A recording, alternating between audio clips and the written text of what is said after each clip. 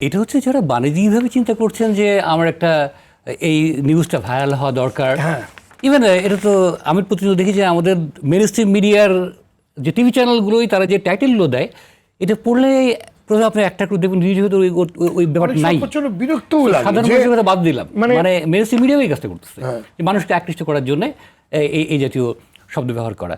তবে যেটা অ্যাডভোকেট ইলিয়াস খান যেটা বলছিলেন ওটার সাথে আমি একটু দ্বিমত করবো, সেটা হচ্ছে যে 5ই আগস্টের পরে এটা বেড়েছে সত্যি কথা, কোনো সন্দেহ নেই, কিন্তু 5ই আগস্ট কেন বাড়লো? 5ই আগস্টের আগে আসলে আমরা একটা ভয়ের সংস্কৃতির ভিতরে ছিলাম।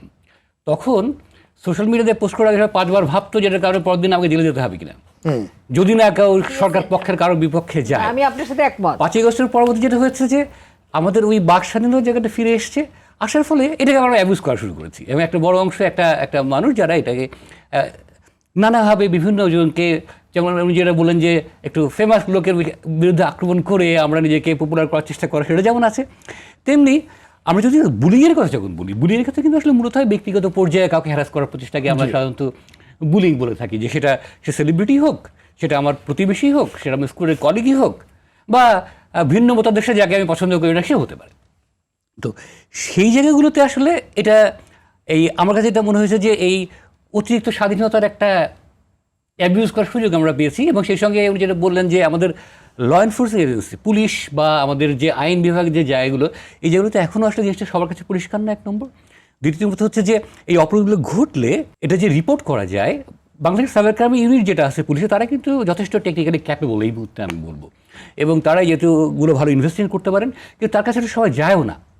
এবং আরেকটা জিনিস বড় সমস্যা হচ্ছে যে মানুষ এটা লুকিয়ে ফেলে, অনেকে হয়তো নিজের পরিবারের কাছে সেটা বলছে না।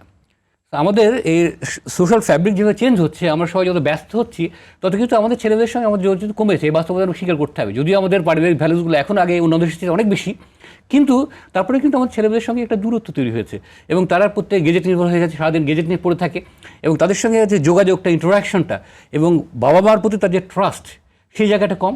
এবং প্যারেন্টরা আসলে এক্ষেত্রে কী করবে তারাও ঠিক মতো জানেন না।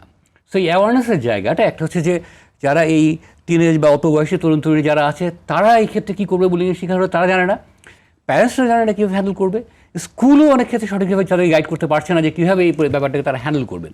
তো এই জায়গাটাতে একটা বড় অ্যাওয়ারনেসের একটা গ্যাপ আমাদের এখানে আছে। দ্বিতীয়ত যে জায়গাটা সেটা হচ্ছে যে সরকারিভাবে বা এর বিরুদ্ধে প্রচারণা, এবং আমার মধ্যে একাডেমিক কারিকুলামের ভিতরে এটা আসা উচিত।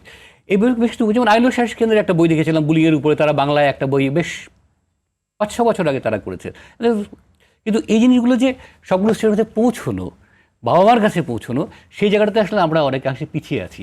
আর আপনি একটা যেটা প্রশ্ন তুললেন আমাকে, যে অ্যালগোরিদমের যে জায়গাটা, এটা আসলে বুলিংয়ের ক্ষেত্রে আসলে কেউ অ্যালগোরিদম ব্যবহার করে না, এক্ষেত্রে বরং এটা সুবিধা যেটা হয়, এই যে বদনাম করলে মানুষ আসলে সেটা তাড়াতাড়ি যায়, খারাপ সংগত, এই একই এখানে একই ব্যাপারটা।